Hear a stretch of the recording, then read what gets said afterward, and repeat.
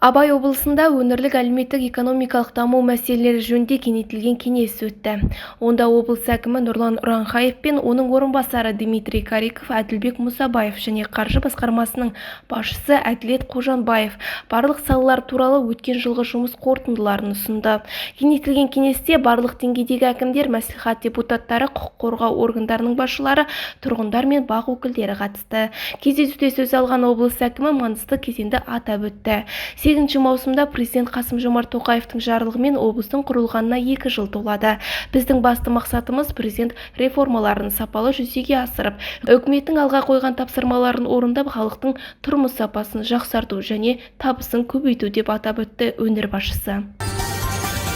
Абай облысында нашақорлықпен күресу бағытында жұмыстар атқарылуда. Нашақорлық қазіргі қоғамға, ұлт болашағының өмірі мен денсаулығына тікелей әсер ететін үлкен қару.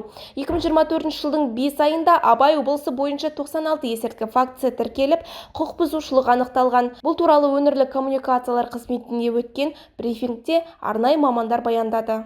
Ал енді қазіргі біздің наркология бөлімінде бақылауда 5000-дай адамдар тіркеуде бар.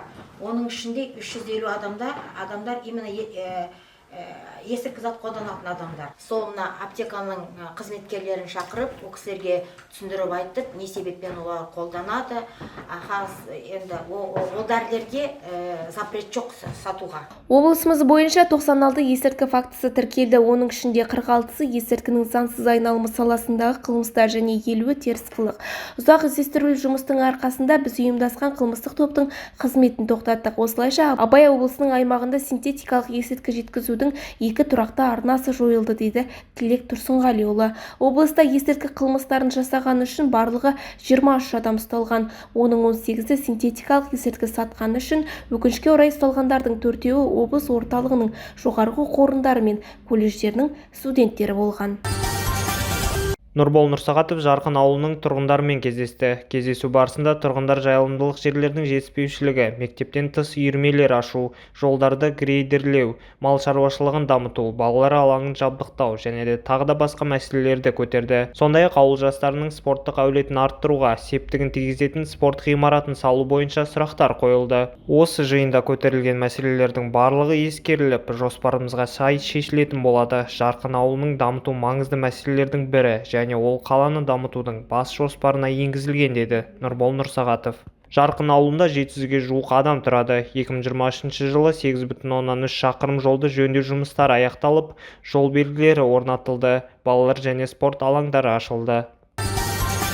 Бөдене ауылында өрт сөндіру бекетінің құрылысы қарқынды жүргізілуде. Аудан әкімі Талғат Батырұлы Мұратов жұмыс барысымен халықтың тұрмыс тіршілігін, әлеуметтік маңызы бар нысандарын, жай-күйін бақылау мақсатында Долон ауылдық округіне барды. Ауылдарды аралап отырып, әлеуметтік нысандардың қалыпты жағдайда тұрғандығына көз жеткізіп, білім ордаларына жаңа оқу жылына дайындық барысын тексерді. Сонымен қатар Бөдене ауылында салынып жатқан өрт сөндіру бекетінің құрылысы барысын аралап, мердігерлермен кездесті. Жалпы аталған жобаға жергілікті бюджеттен 15 миллион теңге бөлінген болатын. Құрылыс жұмыстары шілде айында аяқталып, қолданысқа беріледі деп күтілуде.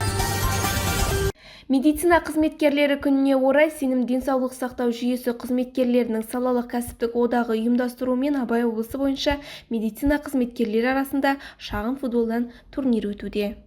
Футбол клубында 20 жылдай жаттығу жасаймыз.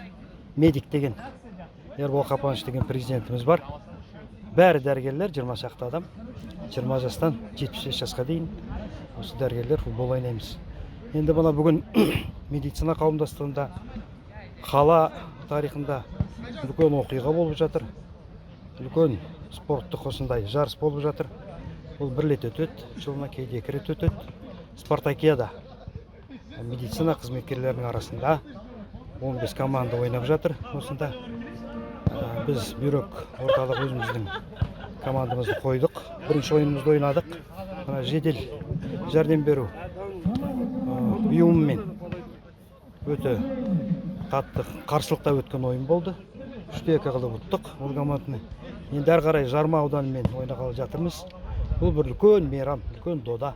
Аталмыш жарысқа 15 команда 100-ге тарта спортшы қатысуда. Жарыстың ашылуына бүйрек орталығының директоры Думан Медеулы қатысып, медицина саласында еңбек етіп жатқан барлық қызметкерлердің жұмысына табыс тілеп, бүгінгі жарыстарына сәттілік тіледі. Жарысқа облысымыздың аудандарынан да қаламыздың медициналық мекемелерінен де қызметкерлер қатысып, 2 күн бақ сынайтын болады. Жеңімпаздар мен жүлдегерлер арнайы кубок, медальдармен және ақшалай сыйлықтармен марапатталады. Бүгінге жаңалықтар легі осындай. Сіздермен бірге болған Жасұлан Заманбек, Сымбат Қайратқызы, Семейтаны YouTube арнасына тіркеліп, маңызды жаңалықтардан хабардар болыңыздар.